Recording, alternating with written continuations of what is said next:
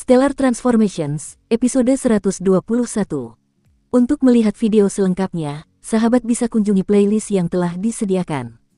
Yuk mari, kita berimajinasi bersama dan masuk ke alur ceritanya.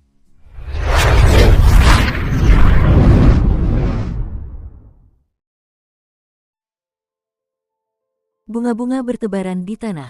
Tak seorang pun tahu sudah berapa lama mereka tak terinjak. Bunga-bunga beraneka warna ini sungguh indah. Tetapi saat ini, dua pemuda berdiri di tengah-tengah hamparan bunga yang tak berujung ini. Salah satunya mengenakan gaun biru tua dan sudut mulutnya berlumuran darah. Pria di depannya mengenakan jubah emas yang menarik perhatian dan menatapnya dengan senyum dingin. Guru, ketika saya mendengar mereka berbicara tadi, saya bahkan berpikir ada perbedaan kekuatan yang besar di antara mereka. Tapi sekarang, ternyata yang satu berada di tahap akhir jin dan sementara yang lain di tahap awal Yuanying. Perbedaan kekuatannya tidak terlalu besar. Kilin tinta mendecak lidahnya beberapa kali dan berkata dengan nada yang sama sekali tidak peduli. Singa es ekstrim Sisin berkata sambil tersenyum, kau tidak berpikir matang, Inki. Jika memang ada perbedaan kekuatan yang besar di antara mereka berdua, mengapa pria berjubah emas bernama Wang Yuan itu masih belum bisa merebut biji besi kelas atas begitu lama? Kau benar, Kilin tinta tiba-tiba mengerti. Namun Qin Yu, Hou Fei dan He Yu memfokuskan perhatian mereka pada percakapan antara Li Xin dan Wang Yuan. Mata Li Xin penuh dengan ketabahan. Benar, sekolah Lian Huaku kecil, bahkan tidak masuk dalam 1000 besar sekolah Siuxian. Sekolah itu sekecil yang bisa kau dapatkan. Kuil Kingsumu adalah sekolah besar, sekolah Siuxian nomor 1. Waktu kita masih di pedesaan, kau lebih berbakat daripada aku, dan bakatku sangat minim. Kata-kata Li Xin mengandung sedikit rasa dendam. Sepertinya ia sedang mengingat apa yang terjadi saat itu. Aku berlari ke banyak perguruan, tetapi tak satu pun dari mereka menginginkanku.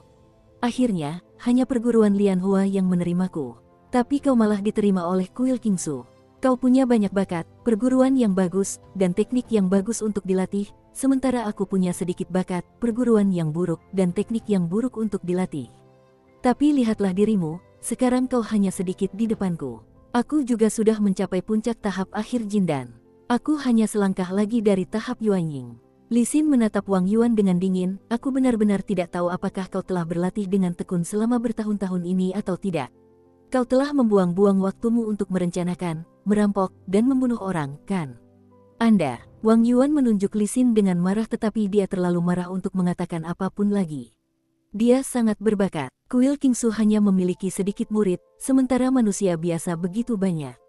Fakta bahwa dia bisa menjadi murid Kuil Kingsu membuktikan bakatnya. Namun, setelah bertahun-tahun, dia hanya sedikit lebih unggul dari Li Xin, yang sangat minim bakat dan berasal dari aliran yang lemah. Teruslah berlari jika kau punya kemampuan. Kenapa kau berhenti berlari? Wang Yuan tiba-tiba berkata dengan nada mengejek. Aku tidak akan lari lagi, kata Li Xin sambil tersenyum. Kalau aku terus berlari, mungkin energiku akan terkuras habis. Saat itu, bukankah aku akan mudah ditangkap olehmu? Sekarang, aku masih punya cukup kekuatan untuk melawanmu dan bahkan meledakkan diriku sendiri. Matanya tiba-tiba berkobar. Wajah Wang Yuan sedikit berubah warna. Dia hanya setingkat di atas Li Xin, jadi jika Li Xin menghancurkan dirinya sendiri di saat yang paling genting, dia kemungkinan besar juga akan kehilangan nyawanya. Lagi pula, Yuanying dari seorang murid tingkat Yuanying masih belum bisa meninggalkan tubuhnya. Setelah melihat semua ini dari jauh, Qin Yu memiliki pendapat yang baik tentang Li Xin.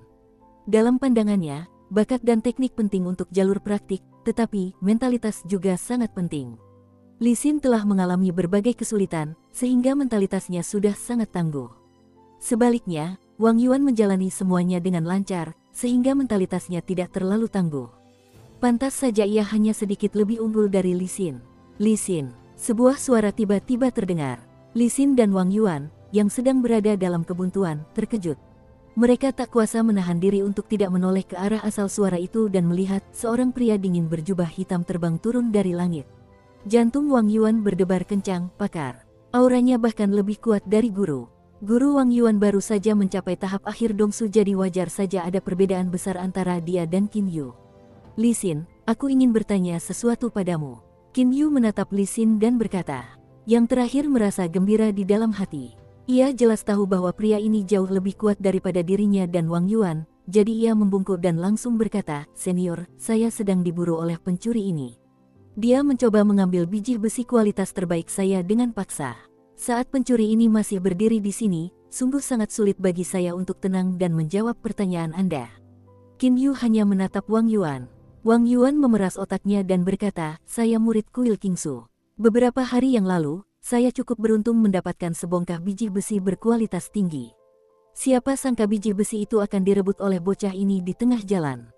Senior, saya harap Anda bisa memperbaiki keadaan untuk saya. Saya akan selalu berterima kasih kepada Anda untuk itu. Wang Yuan membalas dengan menggigit Li Xin, tetapi dia tidak tahu bahwa barusan Qin Yu mendengar semuanya dari kejauhan. Kau sungguh tidak tahu malu, kata Li Xin dingin. Namun, Wang Yuan berkata dengan tegas, Li Xin, biji besi kelas atas ini ditambang olehku sendiri, kan? Tapi kau malah ingin menjebakku. Aku benar-benar belum pernah melihat orang yang begitu tak tahu malu sepertimu. Kau bahkan ingin menyebut putih hitam. Bising, Qin Yu melambaikan tangannya. Sinar energi keemasan dari inti matahari langsung menyelimuti tubuh Wang Yuan, membuatnya lenyap tak berbekas. Jantung Li Xin berdebar kencang.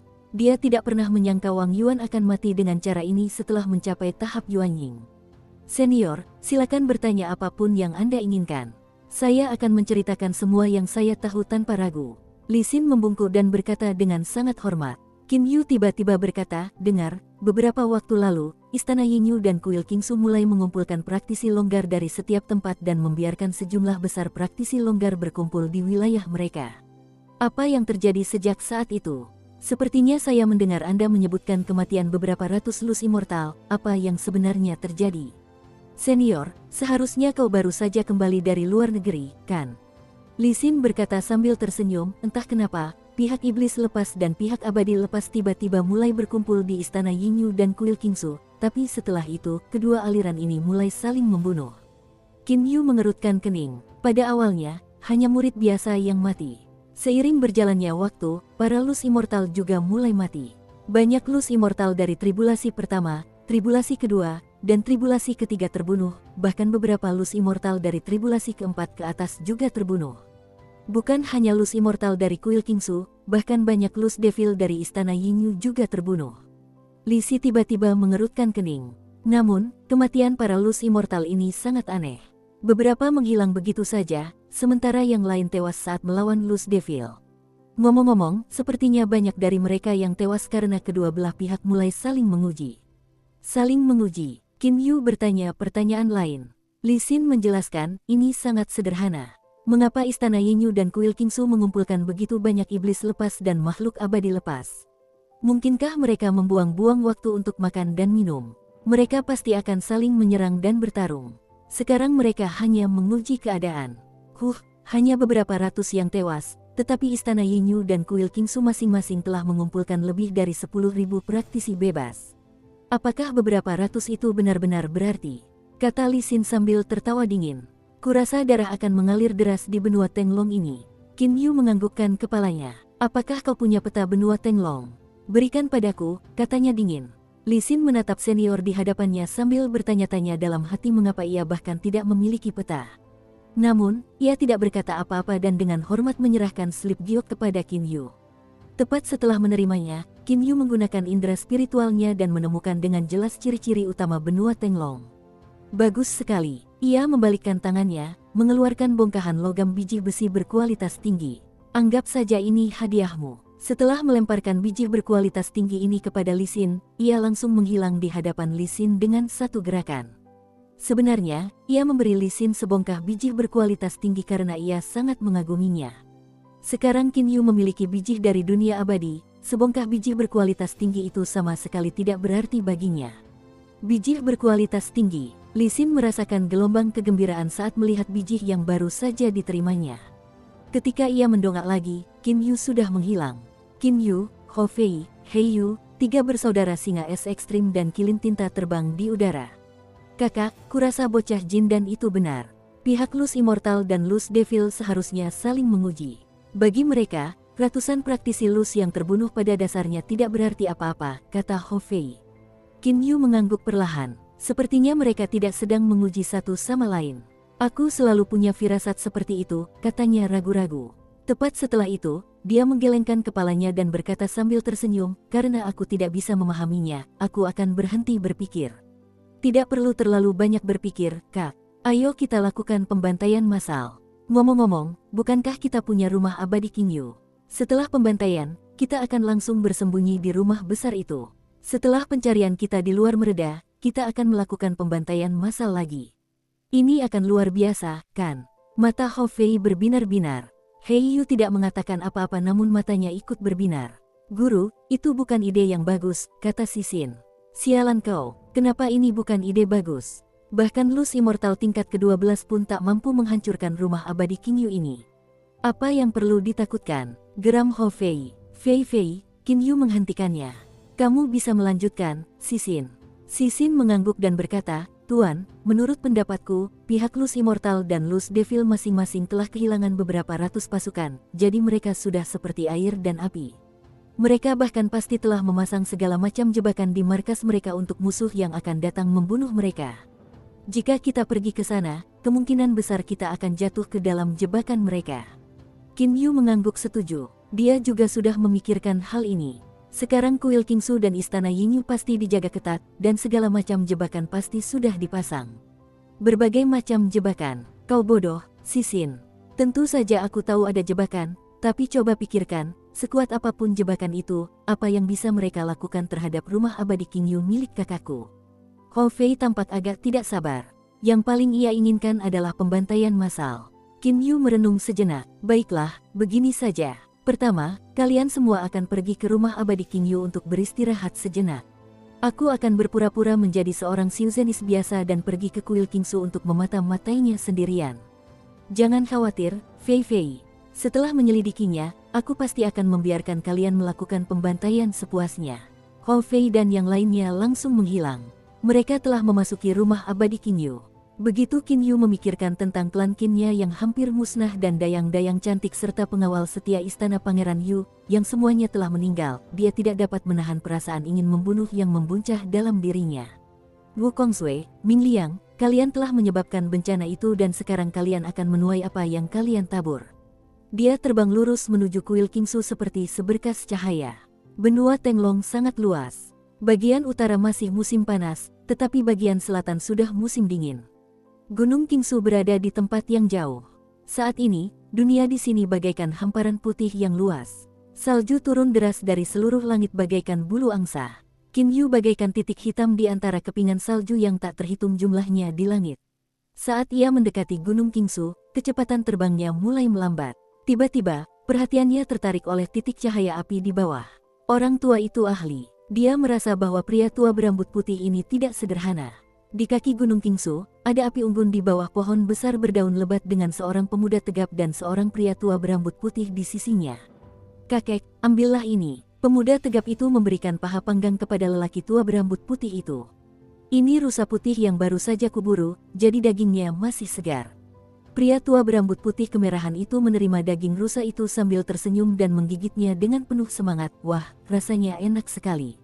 Adik kecil, kau tinggal di kaki Gunung Kingsu, jadi kau seharusnya murid kuil Kingsu, kan? Tapi kenapa tingkat kekuatanmu begitu rendah? Kau bahkan belum mencapai tahap Jindan. Pemuda tegap itu berkata sambil tersenyum paksa, bagaimana aku bisa memenuhi syarat untuk bergabung dengan kuil Kingsu? Aku bisa mencapai tingkat Xiantian hanya berkat teknik latihan yang belum sempurna peninggalan ayahku. Lagi pula, aku sudah terlalu tua untuk diterima di perguruan manapun.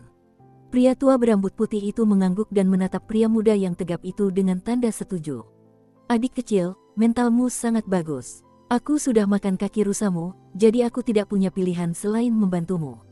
Ambil kartu otoritas ini, nanti kamu bisa langsung pergi ke sekolah Xiang, biarkan anggotanya melihat kartu ini, dan beritahu mereka bahwa kamu ingin menjadi murid sekolah Xiang.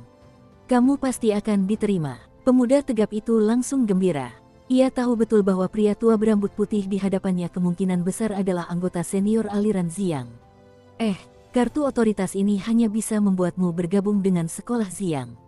Melihatmu begitu bahagia, hari ini aku akan memberimu senjata suci yang pernah kugunakan sebelumnya, kata lelaki tua berambut putih itu sambil tersenyum. Di saat yang sama, sebuah cahaya menyala di tangannya. Orang tua ini bukan orang biasa. Ia adalah pendeta Qian dari sekolah Xiang, seorang praktisi longgar tingkat ke-10 dari generasi yang sama dengan pendeta Qiyang. Pada dasarnya, tidak perlu dijelaskan seberapa tinggi statusnya. Oh, ada yang datang. Pria tua berambut putih itu melirik Qin Yu. Di angkasa, jantung Qin Yu berdebar kencang. Namun, tepat pada saat ini, seberkas cahaya yang tidak jelas muncul tiba-tiba. Puff, sebuah tangan menembus perut pendeta Qian. Melihat tangan merah darah itu menembus perut senior di depannya, pemuda tegap itu ketakutan. Tangan berlumuran darah itu memegang Yuan Ying, yang merupakan Yuan Ying milik pendeta Qian. Wu Hei, kau berani membunuhku. Yuan Ying pendeta Qian meledak. Penyerangnya tak lain adalah Wu Hei. Sambil memegang Yuan Ying pendeta Qian, ia berkata sambil tertawa, omong kosong, tak ada yang tak berani kubunuh. Yuan Ying dari Lus Immortal tingkat ke-10 pasti sangat bergizi. Setelah berkata demikian, ia memasukkan Yuan Ying ke dalam mulutnya dan langsung memakannya, menciptakan beberapa retakan. Semua ini membuat mata pemuda tegap itu melotot. Wu Hei menatap Qin Yu dari kejauhan dengan jijik, duji tingkat menengah, terlalu lemah. Setelah itu, ia bahkan tertawa terbahak-bahak, kuil Kingsu yang tega, hari ini aku sudah memakan Yuan Ying dari makhluk abadi longgar tingkat ke-10. Lain kali, akan ada tingkat ke-11, haha. Ia kemudian terbang menjauh bagai seberkas cahaya dengan satu gerakan tubuhnya. Wu Hei benar-benar arogan. Meskipun ia memiliki kekuatan teleportasi yang lebih dari cukup, ia hanya terbang dengan cara biasa, alih-alih menggunakan teleportasi. Jelas ia ingin memberi musuh kesempatan untuk mengejarnya. Wu Hei, jangan harap kau bisa kabur. Sebuah suara geram meraung di Gunung Kingsu. Seberkas cahaya merah tua kemudian melesat turun.